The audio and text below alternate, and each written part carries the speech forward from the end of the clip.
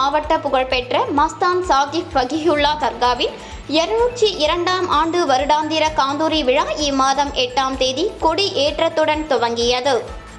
இதனைத் தொடர்ந்து காந்தூரி விழாவின் முக்கிய நிகழ்ச்சியான மின் விளக்குகளால் அலங்கரிக்கப்பட்ட சந்தனக்கூடு, பூ பல்லாக்கு, சாம்பிராணி சட்டி வாகனம் மற்றும் தனியார் ஊர்திகள் ஆகியவை ஊர்வலமாக நேற்று இரவு 11 மணிக்கு புறப்பட்டு முக்கிய வீதிகள் வழியாக வலம் வந்தது.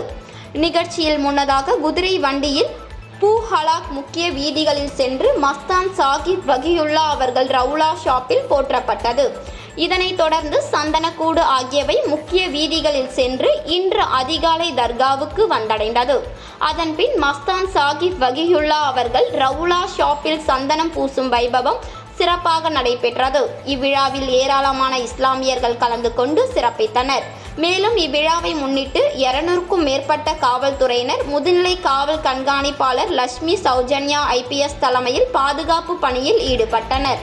மேலும் இவ்விழாவில் புதுச்சேரி துணை சபாநாயகர் ராஜவேலு, புதுச்சேரி குடிமைப் பொருள் வழங்கல் மற்றும் நுகர்வோர் விவகாரங்கள் துறை அமைச்சர் PRN திருமுருகன், தெற்கு தொகுதி சட்டமன்ற உறுப்பினர் AMH நாஜிம், நிரவி திருப்பட்டினம் தொகுதி சட்டமன்ற உறுப்பினர் நாக தியாகராஜன் மற்றும் முன்னாள் அமைச்சர்கள் மற்றும் சட்டமன்ற உறுப்பினர்கள், ஹஜ் கமிட்டி தலைவர் இஸ்லாமியர் வாக்கப் நிர்வாக அதிகாரிகள் மற்றும் சமாதான உறுப்பினர்கள் ஆகியோர் கலந்து கொண்டனர்.